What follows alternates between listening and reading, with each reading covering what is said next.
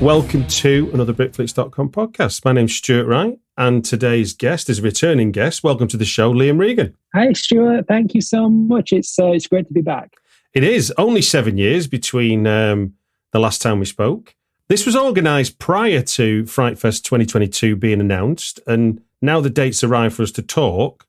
We can include in this conversation the fact that you'll be world premiering your new movie, EATING Miss CAMPBELL. That is correct, yes. The prodigal son returns to Fright Fest. So before we get into what we're going to do 5 great TROMA movies with Liam. But before we do you want to tell the listener what Eating Miss Campbell's all about? Sure, yeah. I mean, Eating Miss Campbell, it's about a vegan goth student who falls in love with her English teacher and develops a taste for human flesh.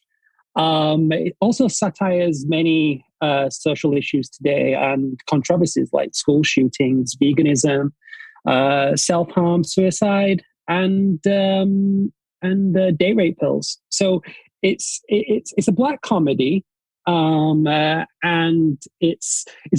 also it's produced by Lloyd Kaufman, so it's got its traumatic tendencies. It's also a sequel to my first film, My Bloody Banjo, because that film didn't really do any business whatsoever. So I guess the only way I could make a Banjo 2 was self-financing it myself. So it's kind of like the past 7 years of my brain thrown to the wall and splattered into mush. So I hope people will like it, because it's I think it's an improvement from Banjo. Like when I was speaking to you about Banjo, I was a very naive young boy. I think I was only like 29, maybe 30. And now I'm 37, and I feel like the one thing that they don't teach you is what happens after the film festival circuit.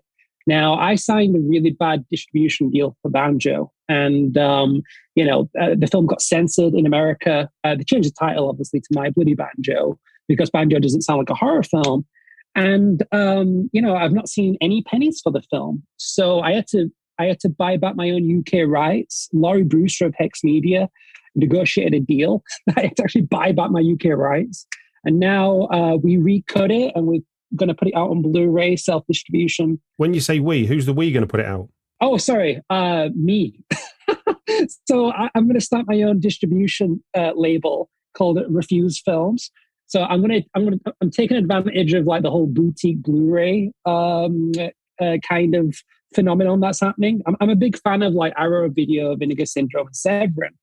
And so I'm getting the discs factory pressed. So it's not going to be like BDRs or anything. It's going to be professionally done. Nice cover artwork by Graham Humphreys. And we're going to do like fulfillment with Amazon and HMV, as well as like on the website too. We just got to go through like the BBFC certification process. So I reckon it'll be an 18, because the BBFC these days, they only really care about sexual violence, I think. And I mean, we've got genital mutilation in there, but hey, Lars von Trier did it, right? And Lars von Trier got away with it. So if it's good enough for Lars von Trier, then it's good enough for Liam Regan. When can people hope to get that beautiful Blu-ray version of it? Yeah, well, I'm planning November. So I've just done the Indiegogo for the post-production for Eating Miss Campbell. And one of the kicks was the My Bloody Banjo Blu-ray, which comes with the director's cut and the festival cut. 2 completely different cuts. With Banjo, it was very much rushed for Fright Fest. And there were a lot of politics involved. I wasn't in the edit. And this isn't me just saying, oh, well, in the past 7 years, I've made it the film it should have been when I was a naive young boy. Now, there was a lot of politics involved. And I feel like now it looks good. I mean, it actually has a grade now, where beforehand, I think it was just like it was like an automatic LUT for the export. So, but anyway, that's the past, and this is the future. Eating Miss Campbell. I think people are going to like it. It's got characters from Banjo. So even if you've never seen Banjo, it works as a standalone film too. And it also references a lot of like independent films and like just filmmaking tropes. And it's very much inspired like films like Heathers, Mean Girls, Jawbreaker, Tragedy Girl. So it's that kind of like dark teen comedy with a lot of satire. But yeah, I hope people like it. In your summing up of what it was, I'm interested for a list that includes, as you said, commenting on things like school shootings, bullying. But then you also say, and veganism. I mean, is veganism that controversial in comparison? Wait, it's not. No. Well, yeah, maybe. I mean, all my friends are now vegan, which I think is fantastic, and I think ethically, it's brilliant. I'm a meat eater, but the film itself, I think it's more about the moral dilemmas of what a vegan goes through, where they have this taste for human flesh, but they don't want to. I think they're trying to justify: is it okay to kill something if they're evil, and then consume it? So it's kind of like a moral stance on veganism versus meat eaters, and but it doesn't make fun of veganism because I think it's a great cause. I try not to eat as much meat these days just because I watch a lot of documentaries of factory farming, etc. But if you're a vegan, you're going to love it. If you support no, I'm not going to say that. It's just to me, it's just me having fun. And I miss films that are social satires. I don't think you see many these days. I mean, the only kind of social satire that's on TV right now is like South Park. And I feel like South Park, they kind of just make fun of everything. And it's not political, as in it's not a left-leaning show. It's not a right-leaning show. It's more of a centralist kind of thing. And, I think with EATING Miss Campbell, I'm just like pointing fun and making fun of conventions, as well as, the horror movie tropes of having like the school jock, the mean girls, the token goth girl, and then obviously bringing the school shooting element into it, just to show how ridiculous it is that it's easy to get guns in America. So it's kind of like a British school, but the Americans have come in and to make for the school to make money again, they sell the rights to live stream an all-you-can-eat massacre event, meaning that the winner of the all-you-can-eat massacre either gets to choose whether to kill themselves or to shoot up their school. And it's really a commentary of tragedies. The idea that Columbine was like years ago. And we're in 2020, we're doing 2022 right now, and we're still hearing about massacres, school massacres in America. It's and I don't want to get political about this whatsoever, but it's very disturbing. I think it's a subject that isn't going to go away, is it? I mean, I watched Nitram the other day, which is Justin Kurzel's moving film about what creates the monster that does the shooting. And is clearly a very angry film about the fact that lots of people have needlessly own guns, and that guns are clearly a problem in terms of shooting because you take the guns out of the equation. There isn't the ability to shoot people. I mean, it seems quite straightforward to me, but I'm not a gun nut, so that may be where I differ to the people that want to keep guns. What I should add is EATING Miss Campbell, if you're listening to this prior to Fright Fest, it's playing Friday the 26th at 9:00 in the Discovery Screen 2, which is in the Prince Charles. People going to the festival will know where that is. I will put links in the show notes. And if you're listening to this in the future, there will be links to how you can watch this film. Right then, moving on to 5 great TROMA films. Yay!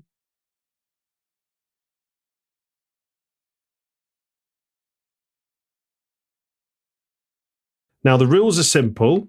You've given me 5 films. The format is 5 times 5, which is 5 films, 5 minutes to discuss each film. And for the new listener to the podcast who's come to this show, then what will happen is at the end of 5 minutes, a dog will bark. Some of you are saying obviously it would, but yeah, a dog barks at 5 minutes to alarm me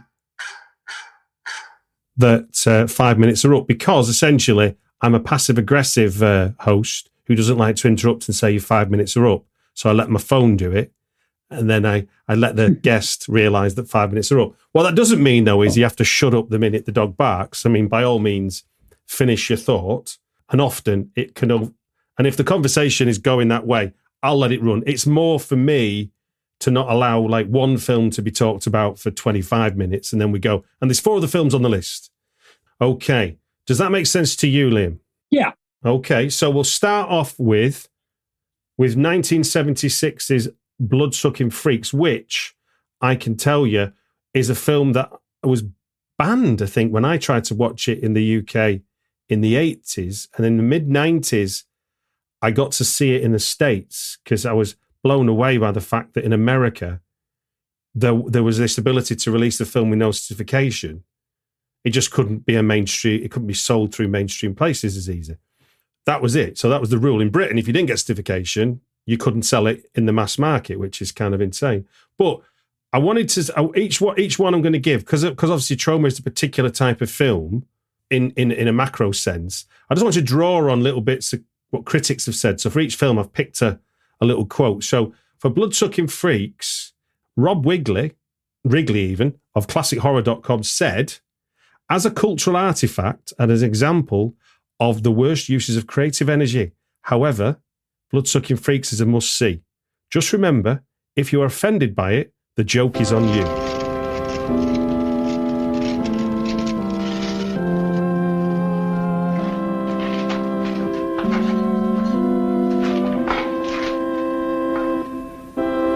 Is she dead, Master? Not quite. If she died, no new show. I know, idiot. Liam, tell me about Bloodsucking Freaks. How did you come to this film? Back in 1998, the early days of the internet, I guess, I ordered 2 DVDs, Troma's War and Cannibal the Musical. And you must mean 1998, not 1988. Oh, I'm sorry, 1998, sorry. I was going to say, if you're on the internet in 1988, I want to know what time machine you're in. 1998, a glorious year. So I got 2 DVDs from Troma.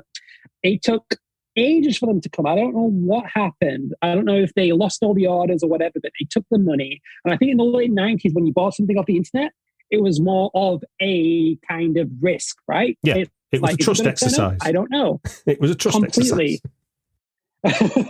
So 4 months later, I get this big box delivered to my house, and I'm like, "Who's this from?"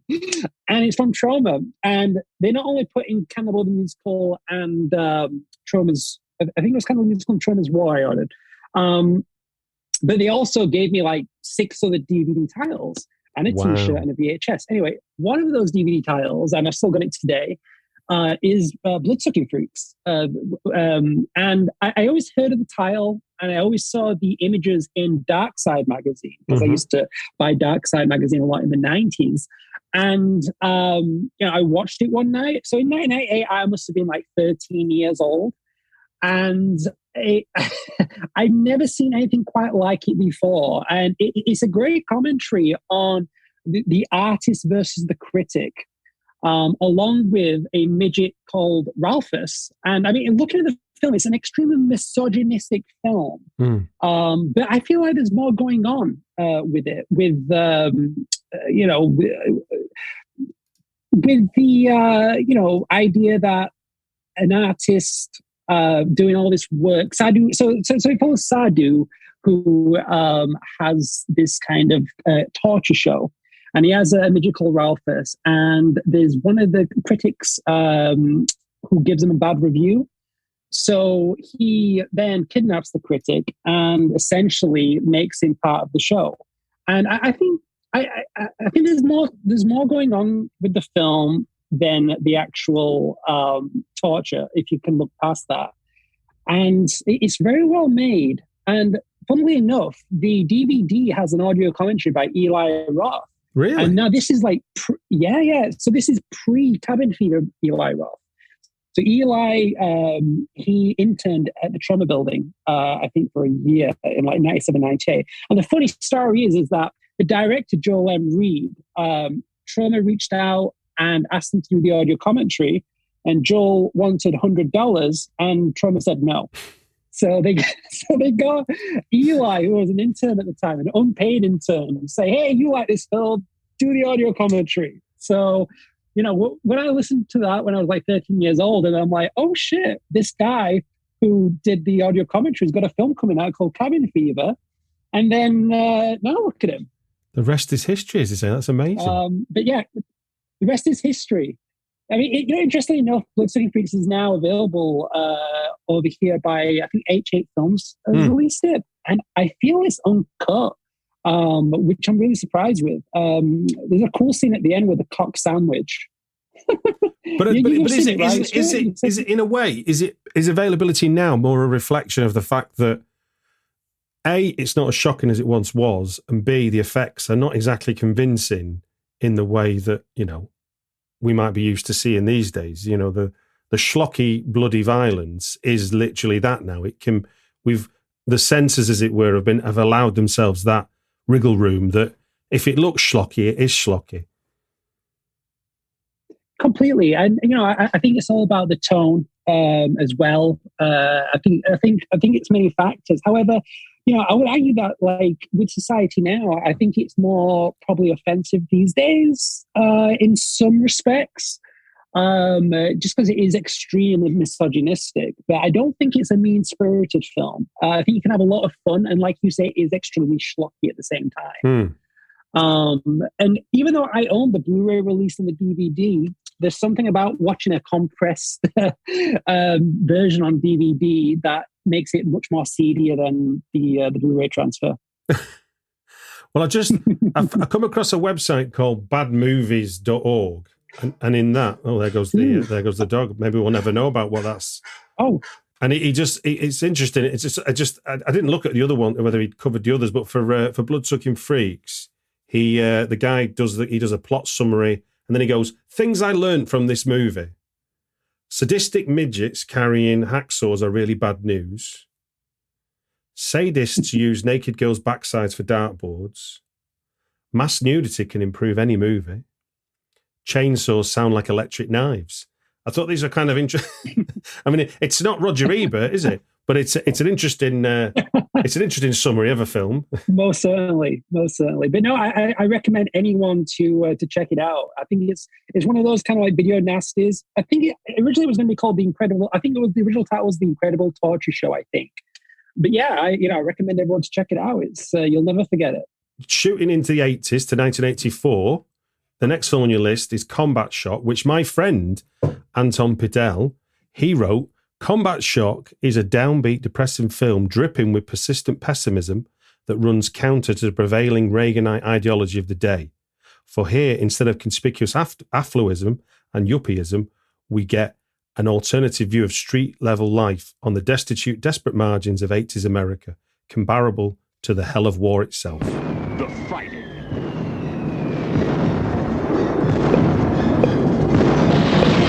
The killing. The maiming. The Agent Orange.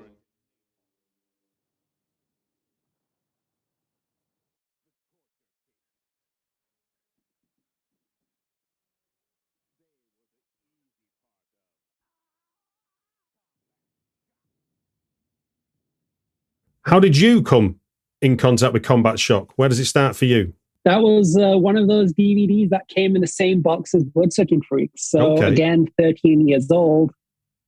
And I loved everything about Combat Shock. So I think Combat Shock was probably one of the first films, maybe Bad Taste as well, where I could tell that it looked different. And what I'm referring to there is a super 16mm look to the film. And it's shot in New York. It's so gritty. It's so dirty. And, the older I became, I watched films such as like Taxi Driver and Eraserhead, and I can completely tell what Buddy Giovinazzo, the director of the film, was going for. But there's just something so nihilistic about the film. And it's still got a lot of power today. In fact, when I was in college, when I was studying media and context, I actually stood up and presented not a thesis. It was like a half an hour talk on Combat Shock. And, back then I was able to, I guess I can still do it now, but I just don't. when you can hook up a SCART from a DVD to a VHS and you can record shit. And I don't want to call it bootlegging because I wasn't selling anything, but so I showed them a scene at the end because there's a scene at the end where he don't want to spoil it for anybody, but he takes out milk, a carton of milk from the fridge, and he pours the carton of milk, the lead protagonist in the film, and the milk goes sour. So the milk is sour. It's very lumpy milk, and he drinks it, and then something just comes over him that I'm not going to spoil it because I know if I say the next thing, it's just going to ruin the whole film. But what I remember distinctively that I said in media and context was, oh yeah, the milk dripped down to his Converse shoes, and the milk is supposed to represent purity. And there's no more purity in his life, which is why it's sour. Like when you kind of just make up a lot of bullshit from media in context. But hey, I was able to convince a lot of people I knew what the hell I was talking about. But the film is brilliant. And I mean, if anything, I've always wanted to shoot on Super 16mm. I have Kodak film stock. However, and each 60mm Kodak film stock is like 11 minutes per reel or something. Yeah. The issue is, Stuart, is when you try to get that shit processed and then transferred to digital, it just costs so much fucking money. And you've got to have the discipline. And you look at something like Combat Shock, and it's like, you can tell it's very micro budget. But the guy had the discipline to, get the shots he needed. And when you listen to the audio commentary, they had no money whatsoever. In fact, the audio commentary, Buddy Giovinazzo does it with the director of Necromantic. Jörg Ball, right? Yes, that's right. Yeah. And again, that's another DVD audio commentary that I recommend. I think the film's available on Arrow DVD over here. I don't think it's definitely not had a Blu-ray release. But I have the Severin Blu-ray where they were only able to make 2,000 due to the contract with TROMA. And I just remember and I rewatched it, I think in 2018. And I just remember falling in love with the film again.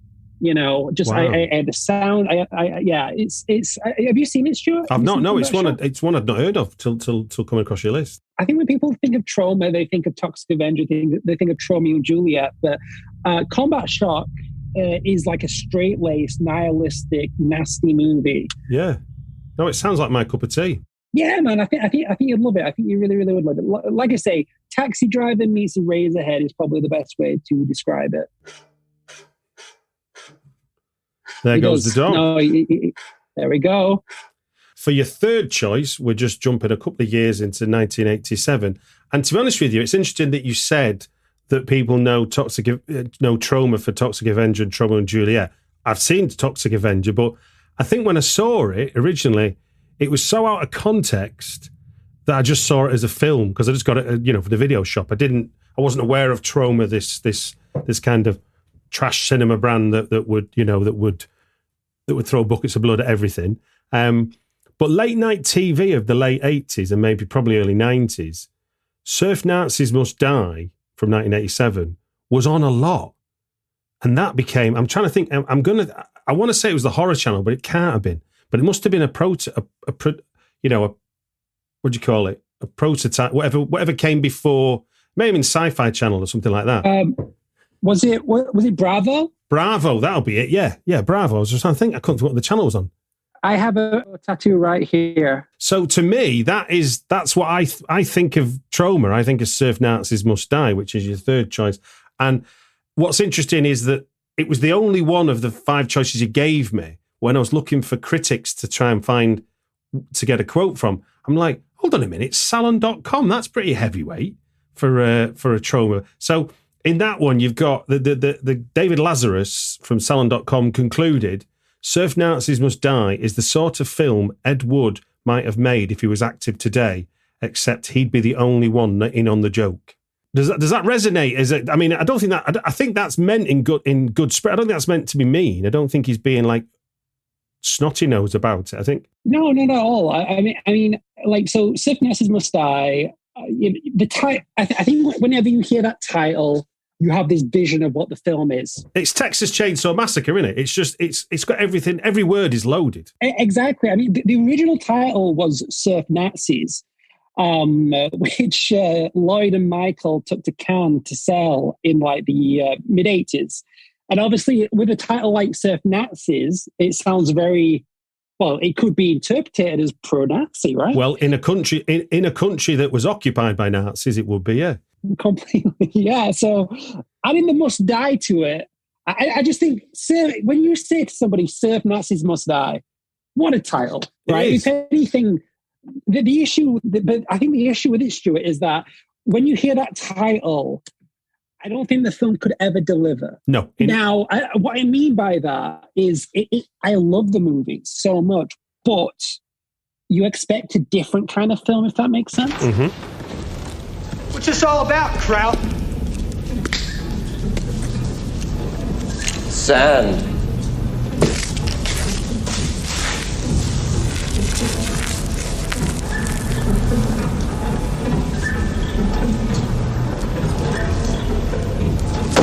We're not getting the most out of it.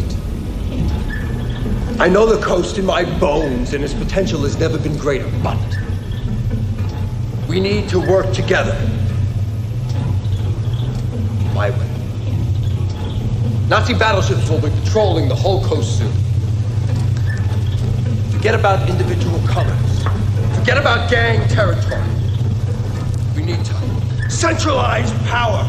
We need to pull together under the sign of the swastika. Adolf, no! You couldn't handle the power! I mean, I am in that camp of the title sold me and it didn't do what the title promises. So what is it that makes it a good film for you as part of the TROMA catalogue? To me, I think I love it because it takes itself so seriously. There's really no comedy in the film. It's a very kind of it's kind of like a post-apocalyptic, but kind of like it's set like in the future somewhere. And it's got this awesome industrial soundtrack, which I think was released on vinyl like maybe a few years ago. Beautiful, beautiful industrial soundtrack. And, you've got some really awesome surf footage. Each Nazi character like Adolf, Mengele, Eve, Hook, like each character is very different. And then, so with Surf Nazis, it's so in the 80s or whenever it's set, there's a bunch of like surf clicks, like there's the tidal waves, there's what are the other names? But anyway, Surf Nazis is one of them, and they're ruling every single surf click, right? They're like, we're the master of the beaches. And like, they kind of plow down everybody. Mama.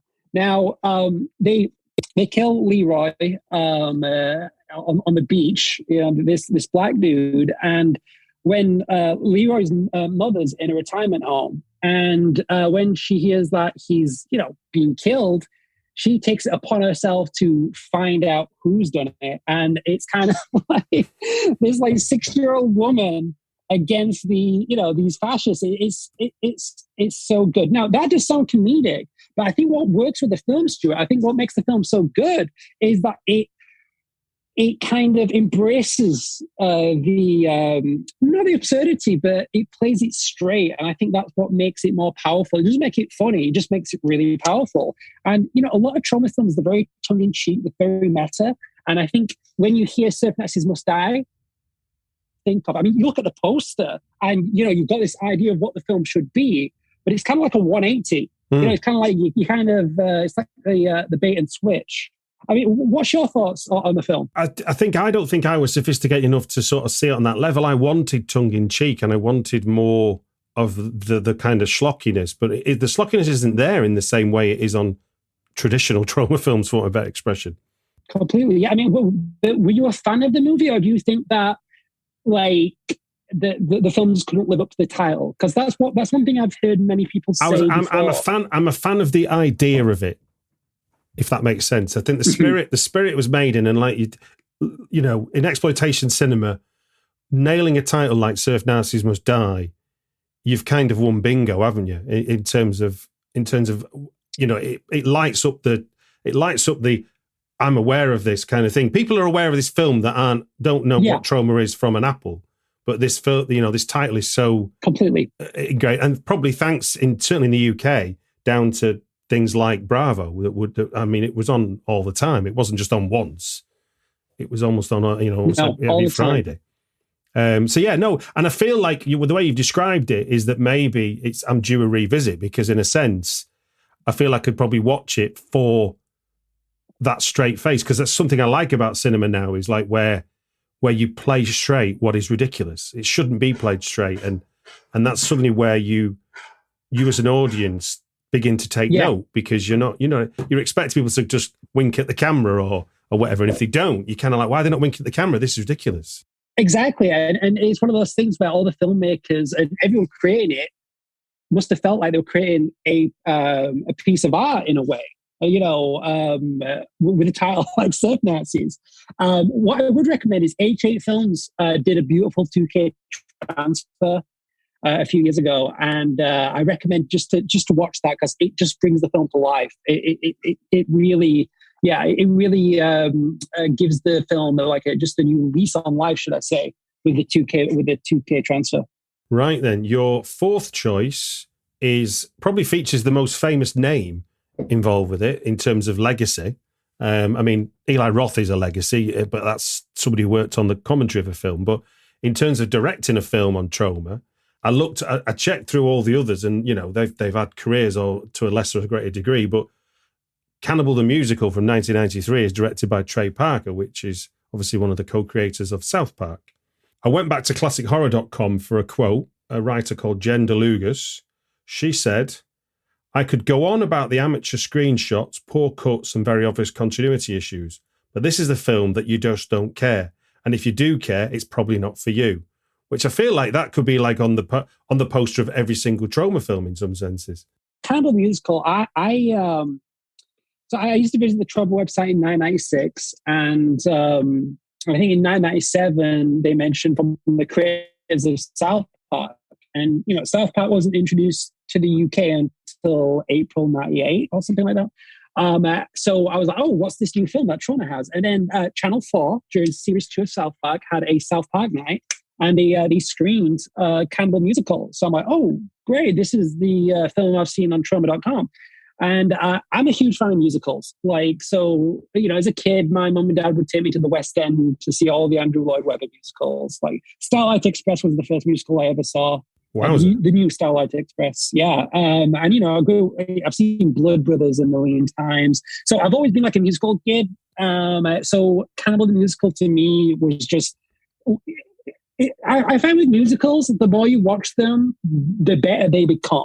Because, you know the songs, every single beat, etc.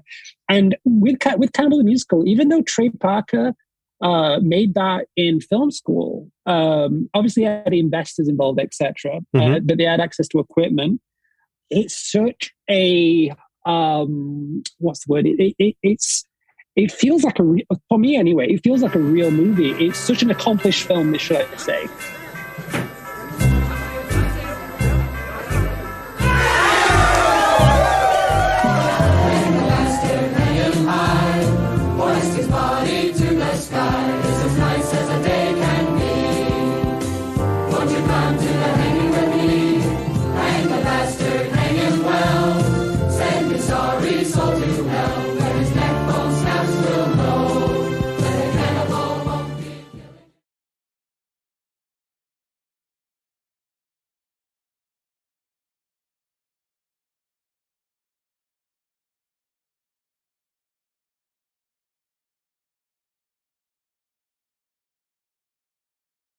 The original title was Alfred Packer the Musical, and it was originally distributed over here on VHS by an indie VHS label called Screen Edge. Do you remember Screen Edge? I remember it coming out on screen. I was trying to Google while you were talking. I remember that being it, because they were obviously trying to use the South Park to sell it, and it was it was really underground Screen Edge. Yeah.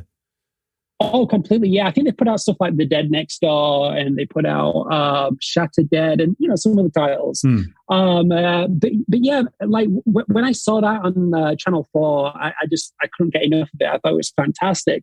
And then soon after I rented Orgasmo, and then obviously the Zucker brothers made Basketball, which featured Trey Parker and Matt Stone, and obviously the South Park movie. And, it felt like the late 90s. Whenever I think of the late 90s, I just think like Trey Parker, Kevin Smith, Troma, But Cannibal Musical is just so funny.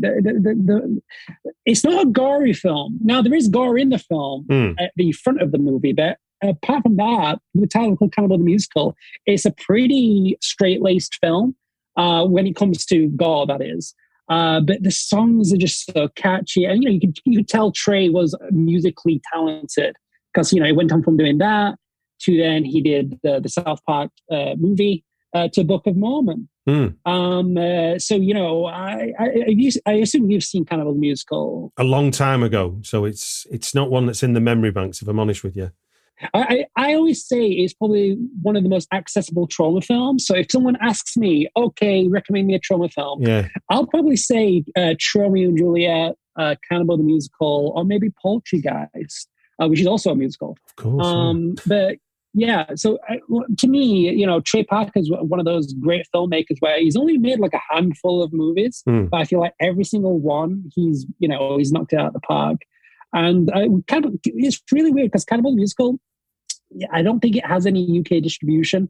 And I know that Troma don't have the print to put it to Blu-ray, so it's only available on DVD or the Troma Now app. But I completely recommend it. In fact, I'm actually going to Denver, Colorado next month. There's a South Park concert with Primus, Ween, Trey, and Matt. And 2 days beforehand, they're doing a Cannibal the Musical and Orgasmo screening with the producer, Jason McHugh, and Dian Bahar, who stars in both. So it'd be cool to see that on the big screen. I just thought I'd drop that in there. I'm off to Denver. I'm off to the South Park concert. I love Ween so much, but they never come to the UK. And Primus just cancelled their fucking Rush concert. So it's like, okay, I'll go over. Well, if you don't mind, if you indulge me for a second, then I was lucky enough the dog's about to bark. I was lucky enough to see Ween when they toured the Pod album. No way. Yeah. Where they spent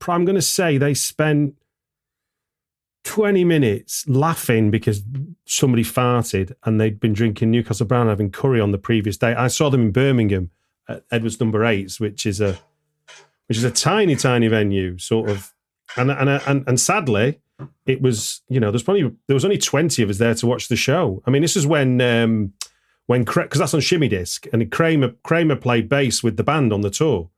So you've got Kramer with right, Ween. Yeah.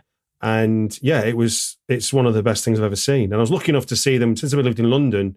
I saw them play at Shepherd's Bush Empire, which was quite phenomenal. I don't think I've ever been. Wow. Or was it the Astoria? It might have been the Astoria, actually.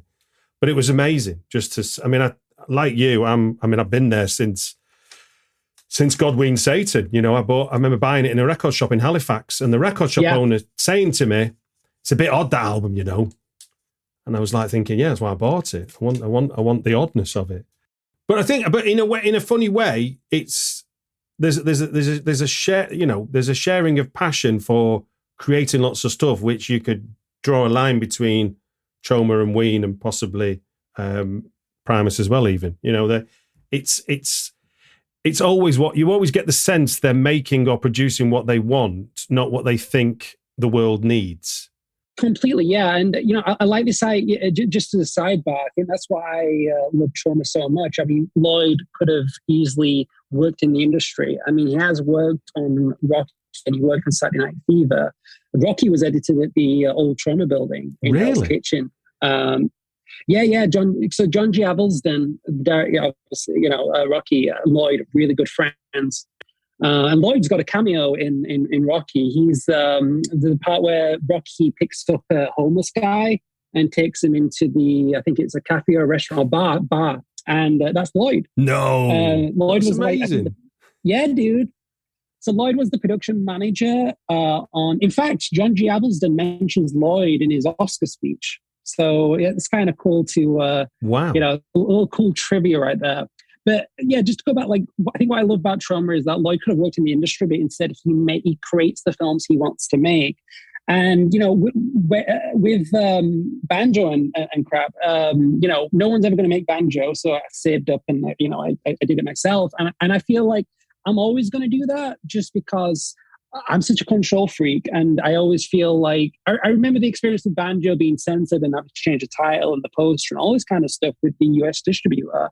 And I'm like, do I really want to go through that? I mean, that happens in so many different territories and markets. I get that. But at the same time, it's like, if I can just put out my version in the UK, and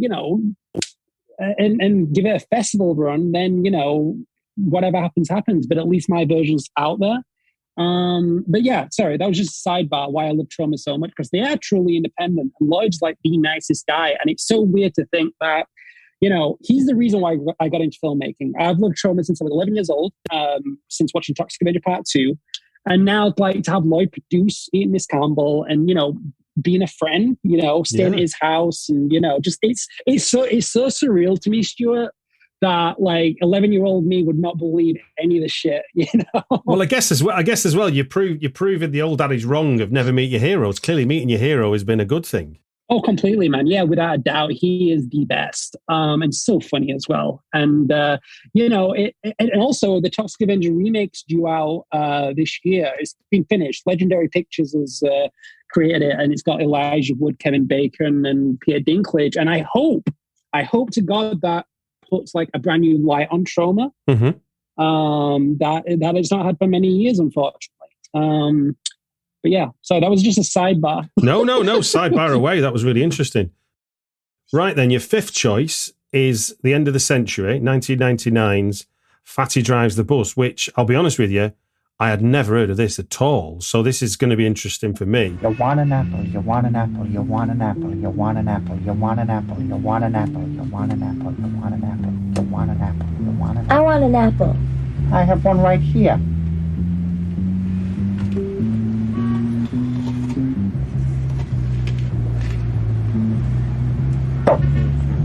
Testament to how maybe little known this film is. There are only 2 reviews that I could find via IMDb. All the other 4 films, I could have chose a multitude of reviews. There were 2 reviews I could choose from, and I went for Gordon Maples of misanthropy.com, where he says, Fatty Drives the Bus is not a good movie in any conventional sense of the term, but there is some strange enjoyment to be had out of it. I think that's such a fair, description of the film. It is so wacky. And the only reason I discovered it is, back in 2005, the peak of DVD, I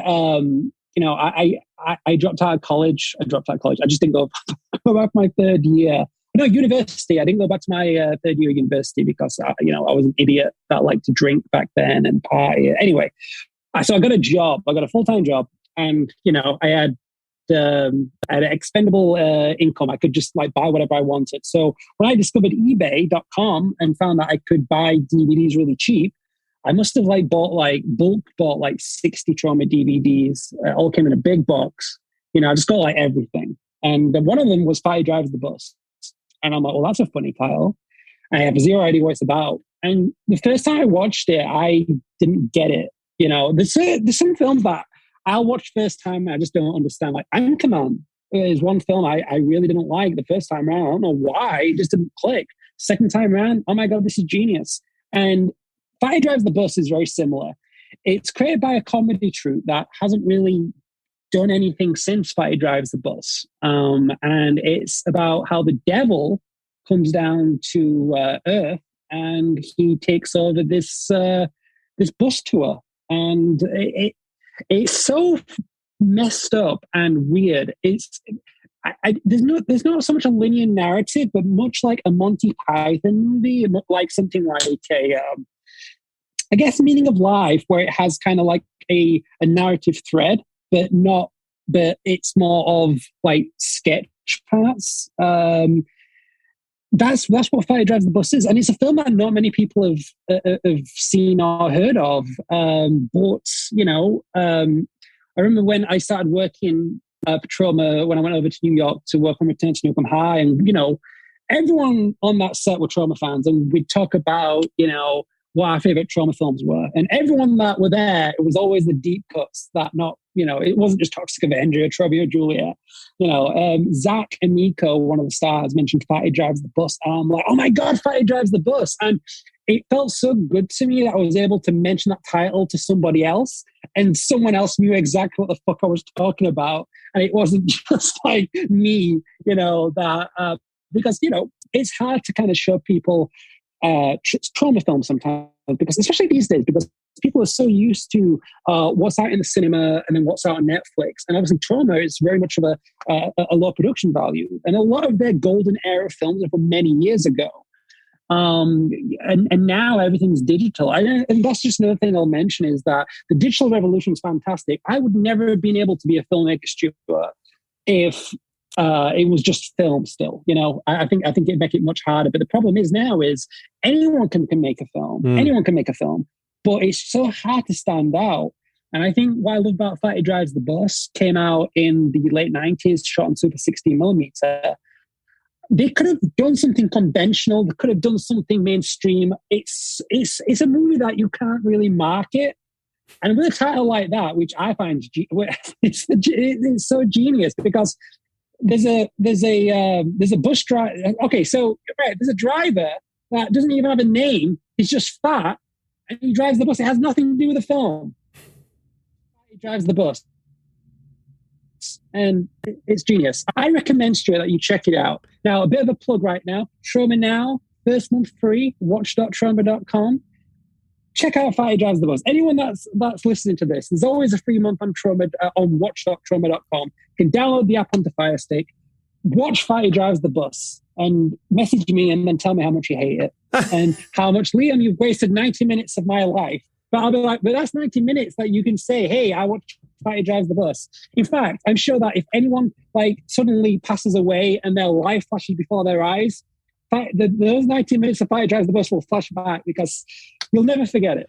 Well, just to give us a taste, then. What would be something that's outlandish in it? What was a bold idea that they did in that film that really resonates with you?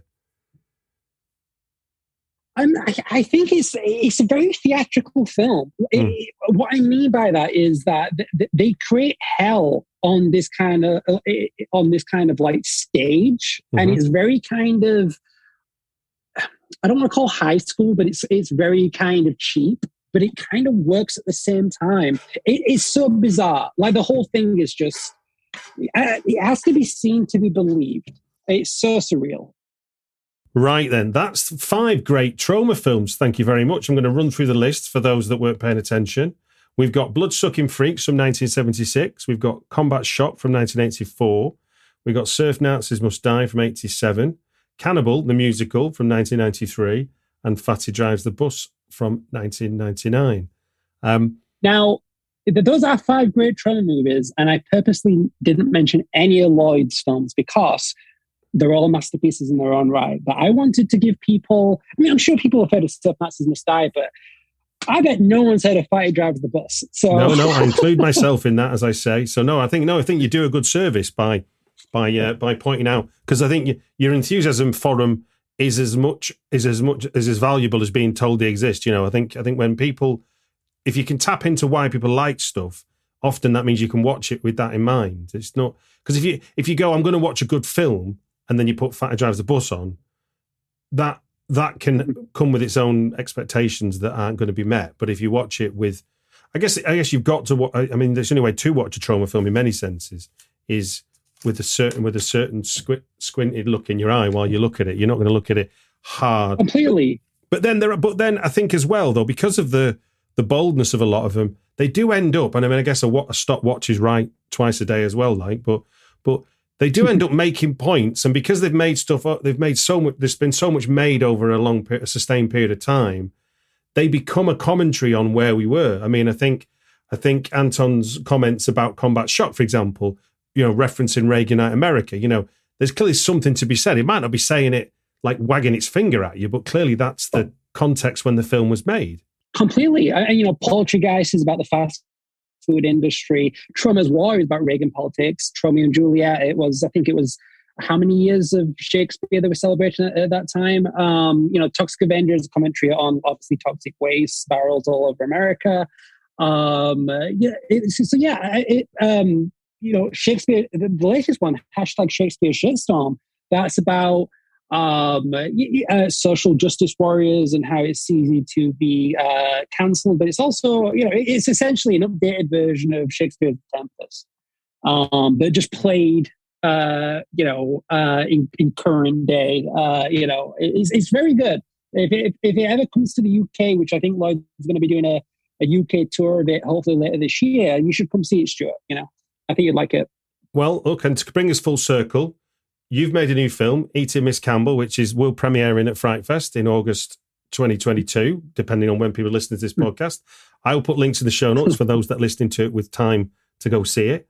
And hopefully, for those that don't, I'll give links to Refused Films where people can buy the film in the future. Thank you so much. Yeah, that's great. Thank you, Stuart. I really appreciate that. And thank you for having me on again. It's really weird. I've got to